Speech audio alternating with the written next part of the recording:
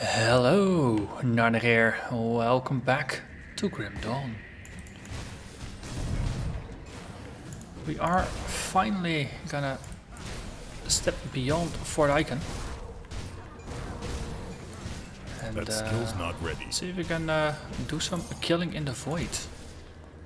So far, I think I actually have not really gone into the void yet in this playthrough. Basically for the simple reason that we haven't had a really strict reason to go there yet. No quests to send us there. So we're gonna do that now.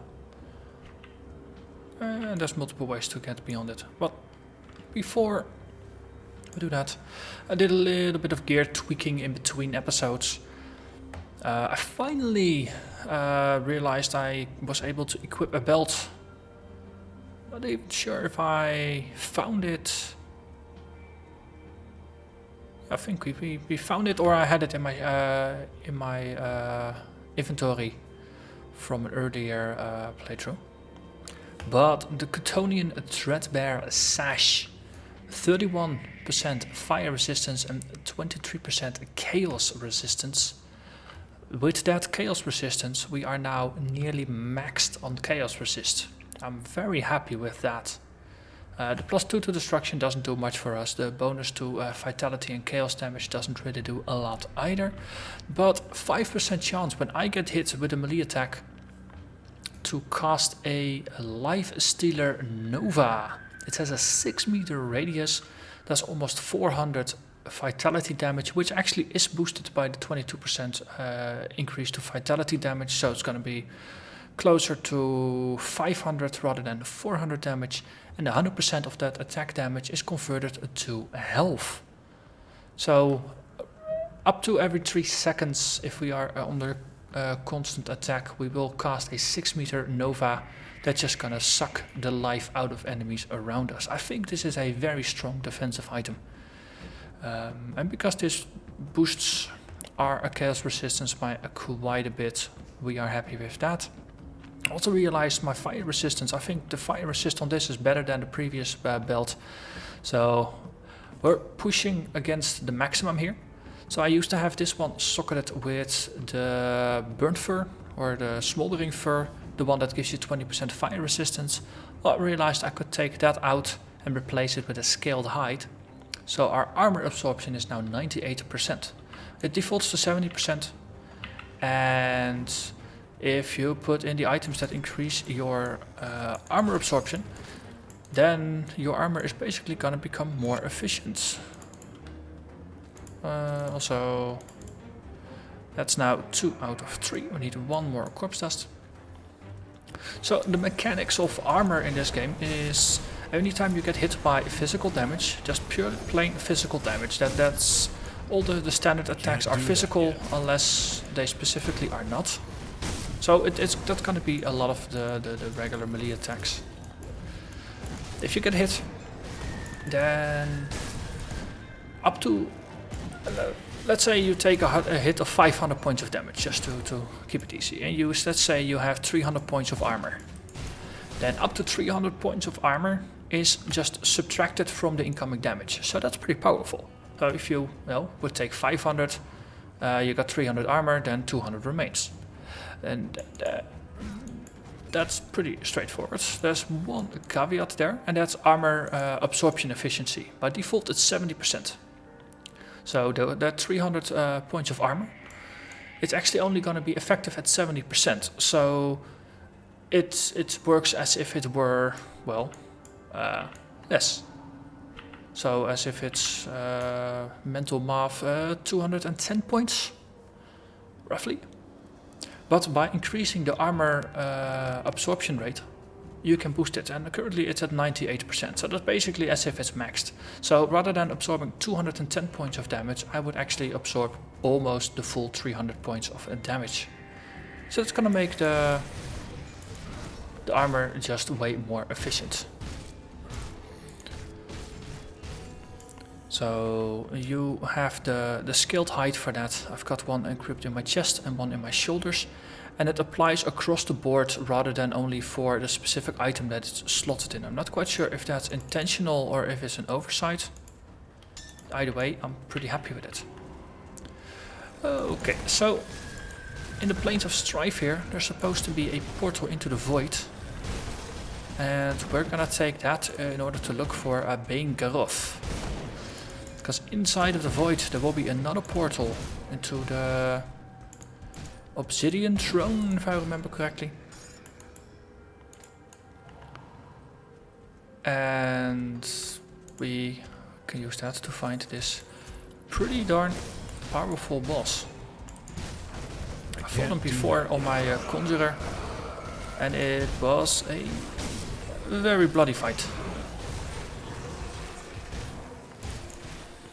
So I'm very curious to see how this guy is gonna deal with it.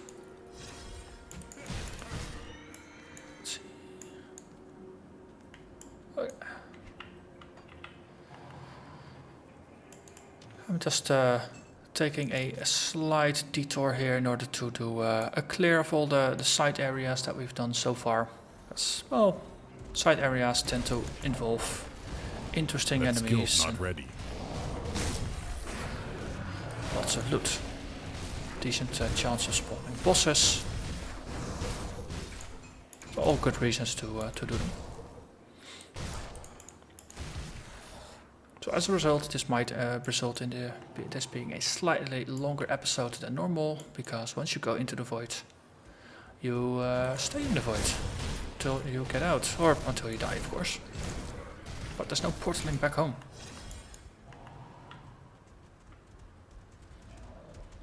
So for now, I'm actually gonna follow the road for a bit. Plains of Strife itself, we can always I can't do that yet. put a bit more effort in later. Cracked lodestone. So there's quite some battle again between factions. There's some Black Legion allies here. Iron-side hook, and there's a unique in there, isn't there? Or does it just feel like there's a unique in here somewhere? I can't do that yet. Yeah, this just feels like there's a unique in here. Holy moly, they hurt.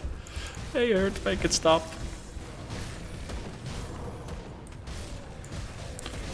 Yeah, see, there is a unique in here. Knew it. I was not crazy. Only appear like it. Sometimes. And another corpse dust. Sulkar, the storm touched. Well, not so tough without your friends, are you, Sulkar? Scavenge plating, demonic hornet, blah blah blah, mental, and a corpse dust. It's the thing I've been looking for. It says low on armor, it has almost 600 extra health. That's quite nice. Chance for life leech. I'd say he has a caster shoulders, not quite bad. But 2 of these, that's good, that's good. I think we need a couple more ether crystals. And then we are ready to rock to make a sanctified bone to socket into our head armor. And round that one out. Not ready. That's gonna give us even more chaos resistance and vitality resistance. So we'll actually hit the 80% chaos resistance.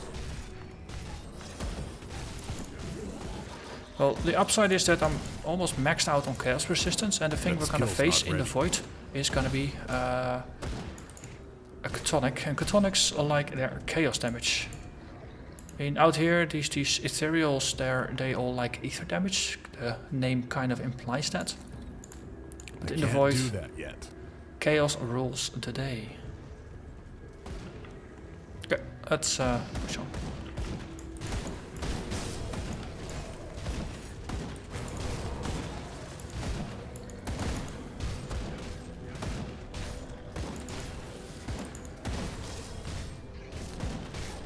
So, these allies of mine are really not doing a lot. They're just standing there, looking pretty or something. But in terms of actually affecting battles, not really that great. Genic Ikker.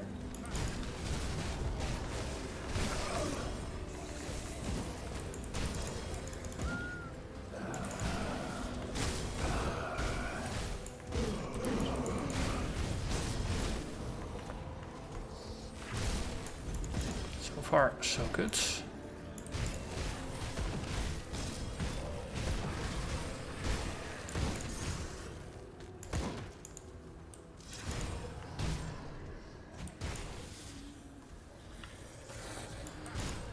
Ethereal Obelisk, that's a new one. I don't remember That skill's this. not ready. On the other hand, I'm pretty sure it doesn't remember me either. Hello? Yes. Ah, this is a bit like an earlier encounter. It's a 2-stage fight. That skill's not ready. But it's gonna topple over anyway. Boom. Okay. Loot, please. Disappointing. Disappointing. Didn't even get loot from it. On the other hand, we hit level 44.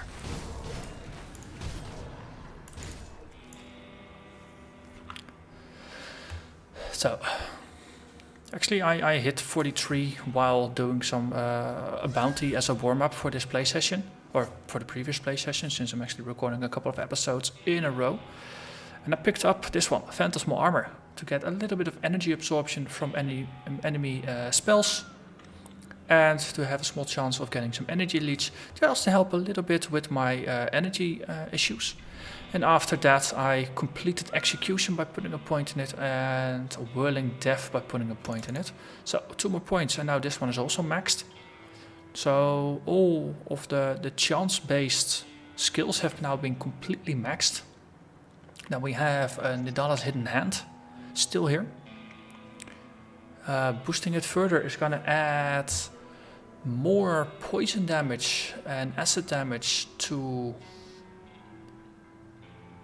all of the chance-based attacks. Well, actually to the first 3. It's not gonna affect Execution. So I've got 1 point in it just to, because it's on the line. I think technically I could take it out, because it does convert a bunch of piercing damage into acid damage.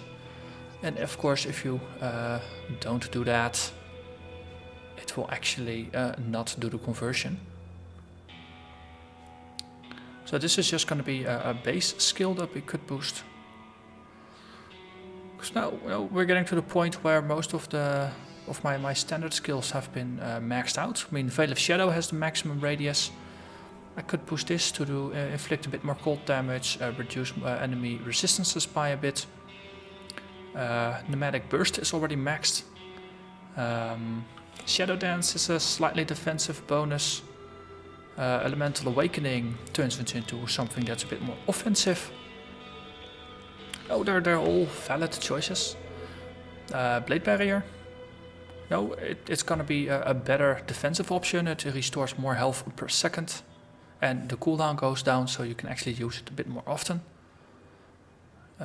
Blade Trap is the same, although the weird thing here is that it seems to actually reduce the radius rather than increase it. So I'm slightly confused as to how or why this is useful. But that's just mechanics I haven't really explored too deep. Backstab. Oh, make it better, make it deal more damage. Always good. Cooldown is not gonna go down, though the cooldown is already pretty good. So yeah, now we've reached the point in the build where we're actually in a pretty good spot. I could actually boost the whirling blades, because they are pretty useful. They do piercing, cold and bleeding damage, and it just gets better as it goes up, and I do use them quite a bit. On the other hand, dual blades. I can put 10 more points in just to make my base attacks better, and this works for everything. So actually do that. Then the next 3 levels we'll spend on that. That's easy, don't have to think. Not thinking too much is also good. That skill's not ready. Okay, there's some friendlies here. I realize I'm nearly 15 minutes into the episode and haven't actually found the rift yet.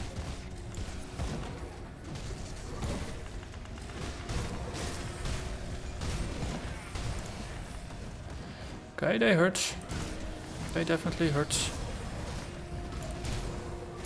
I can't do that yet.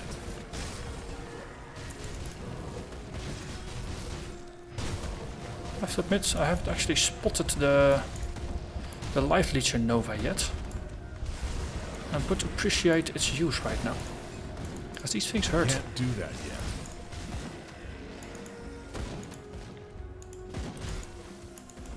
Come on, pick up that thing. Yes.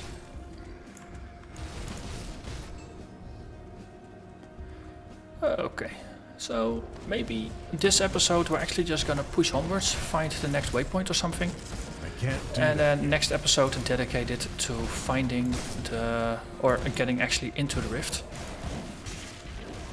Because there's a bit more setup and overhead and just plain exploration involved here than I was thinking. And also the musing about skills. That probably took a minute or two as well. That skill's not ready. There's a lot of stuff happening here. Let's thin out the herd before we encounter the big scary things.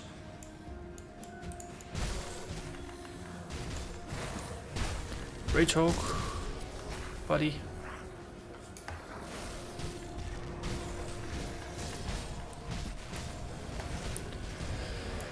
I can't do that yet.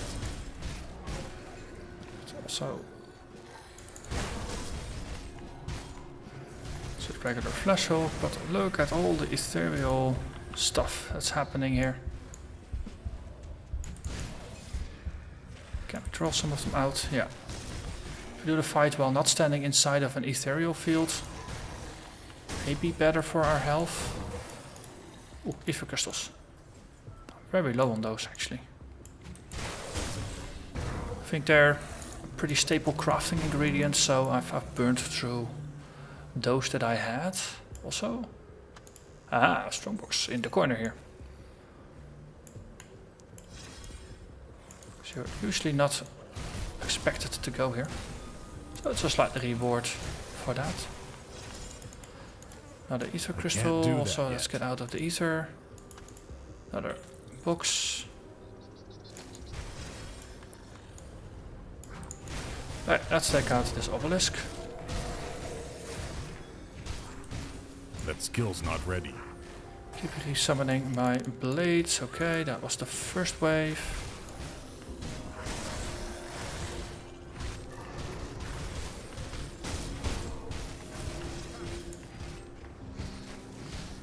Okay, so far so good. Mostly it looks like these are just big things that just stand there and don't really do a lot, but they're really, really tanky.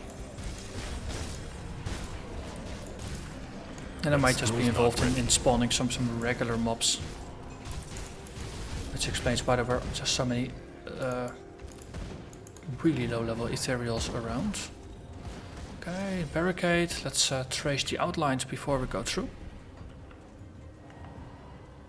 Now the mission of this episode is to find where the portal is. Might as well do a proper job of clearing. That skill's not ready.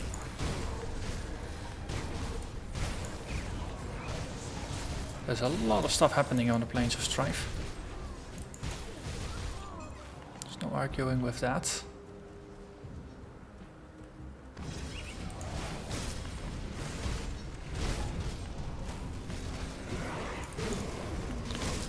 And mostly it's for the better. It's also a very good way to improve your reputation with the factions that take a dislike to ethereals. It's because there's almost exclusively ethereals here. So that would be...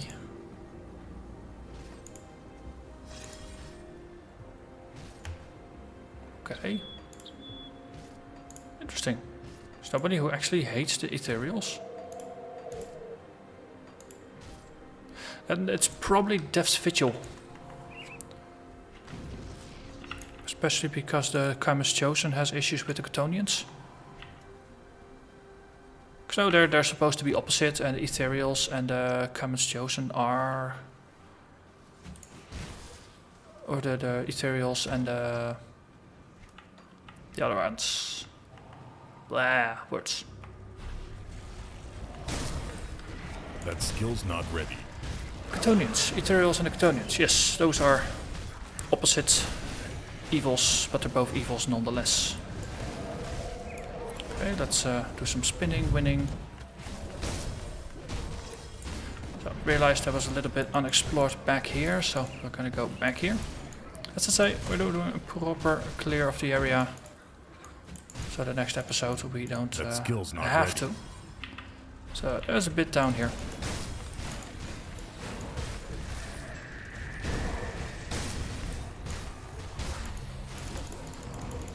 Druid's Blessing is now rank 12.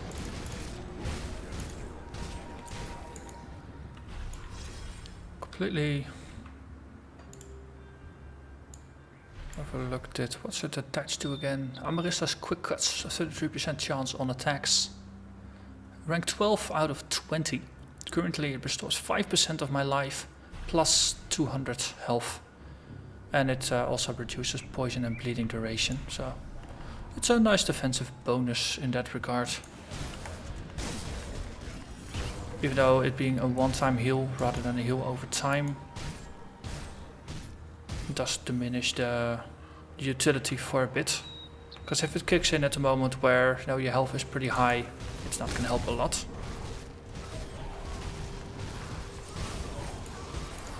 That skill's not ready. Ether Blaze unique here that quickly died.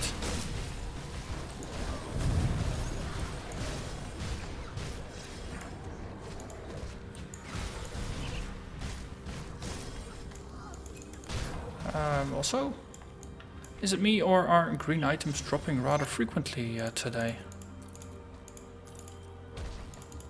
I'm pretty happy with that. Right.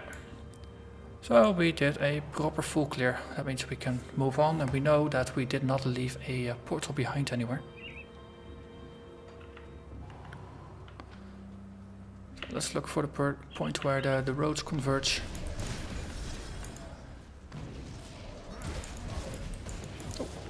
Crystal cluster. That's more to loot. Oh no, an ethereal abomination came out of the floor. Whatever shall I do? Kill it.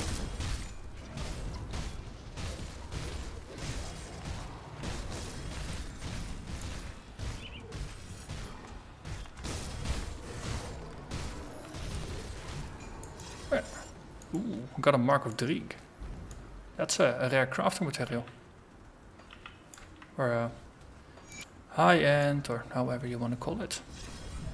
Oh, it's better to find those things than having to craft them, since they swallow up a lot of materials. Ooh, and there is the portal. That's not mine, that's theirs.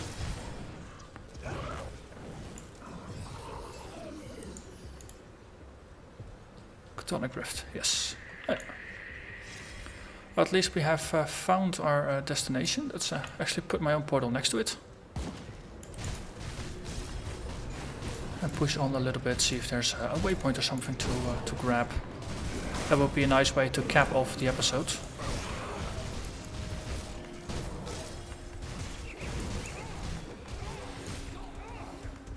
I can't do that yet.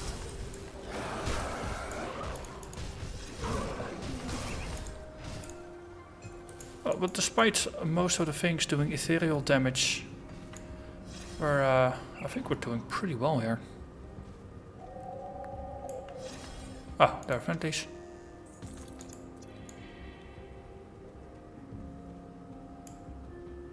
Big treasure chest, can't actually do anything with it. That's unfortunate, would have been nice to loot. Okay, this seems to be the path onwards. To explore how wide things go here. Oh wow. There's a lot of things happening here. Okay, I think I just wanna bottle up a little bit here. And teleport the heck away. Let my spirits do some of the work while I stay a bit safer on the outsides here. That was just way too much happening over there.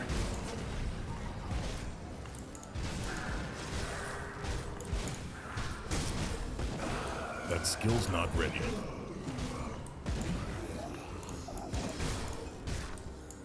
Okay, yo, says the Archmage.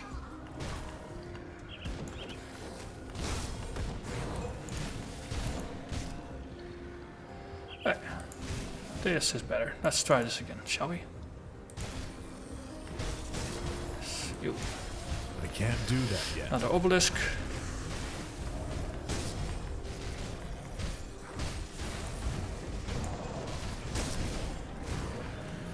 Okay, first stage is completed. Nice thing about being heavily AoE based is that you can just attack the boss here and everything else will just die as a side effect of focusing on the boss. AoEs will clear the way. And again, obelisk did not yield anything useful in terms of drops.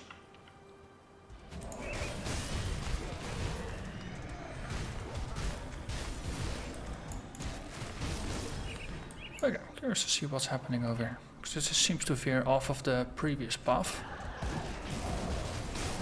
I can't do that yet.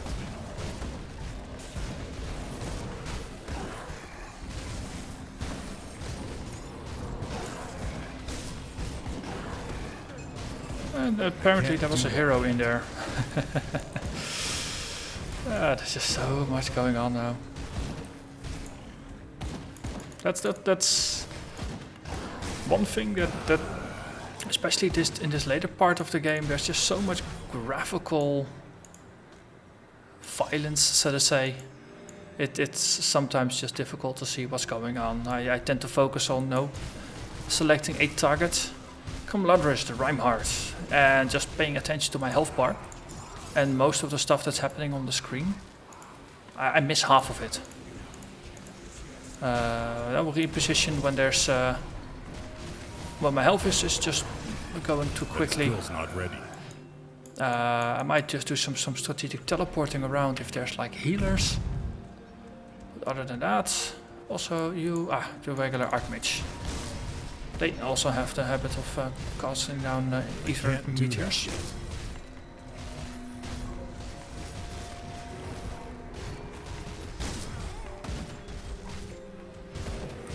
But I guess especially with this build, because I'm managing actually quite a lot of cooldown timers. Now most of the abilities I have are they have a few seconds of cooldown on top of using mana. So that means you rotate through your abilities in a certain order, and depending on when cooldowns are ready or not, I'll just recast them again. Actually, I have to drink a potion there. Wow. That skill's threshold. not ready.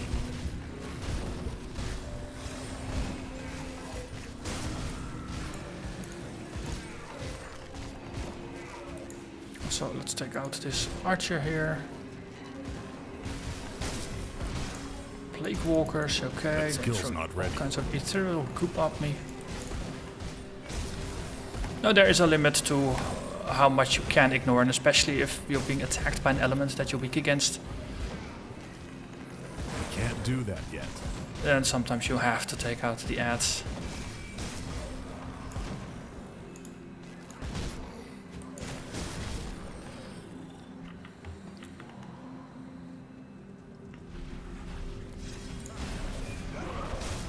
But this is, I think this is one of the larger areas so far. Spending a complete episode in one area that's not a dungeon. Doesn't happen all that often, does it?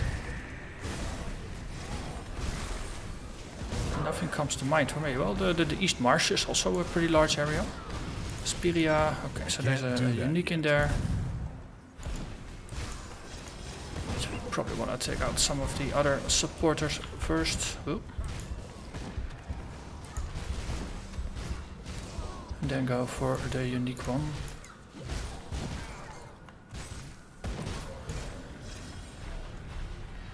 I can't do that yet. Okay. Now we should be able to take her out.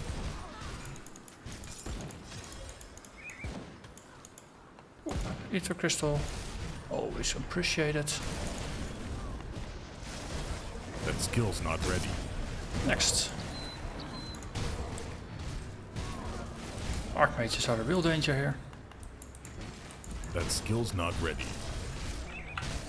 And time to drink an energy potion. Oh, from the feel of it, just taking this a single point, I think it did help with sustaining my energy for a lot longer. So as a 1 point wonder, I think it's pretty nice to pick it. Okay, there's a lot of things going on here. A lot of angry ones. Here, you'll be locked in place, have some skill's spirits. not ready. Let's take out the Mind Rager and everything that's not a melee basically. Then we focus on taking out the big guys. Oh, there's this archer in the shadows. Sneaky archer, or gunner. This is clearly the next area. Good. Oh, I did expect this to be a slightly longer episode than usual. I was right, but not for the reason I initially thought. Because we've only found where the portal is, we haven't actually gone in. But yeah, we can just approach the gate now. And we've reached a goal. Also, we found a relic blueprint for Glacier, which is level 25, that makes it a lower tier 1. It's an active ability, Ice Surge. It's an aura, almost. 15% chance of activating. Let's see, 3 second skill recharge, 35 meter target area, does a boatload of damage. And it freezes the target in the area. Channel chilling energy through your very core, causing enemies that strike you to occasionally trigger a surge of ice. So that's on hit, you just boom a bunch of cold out. I can actually say I approve of it. Though this one, 10% chance to be used to cause a whole bunch of physical bonus damage is also not bad. Oh, it's nice that there's an actually an interesting alternative. Well, I'm gonna go back to town, and then next episode I'll see you in the void. So see you next time. Bye bye.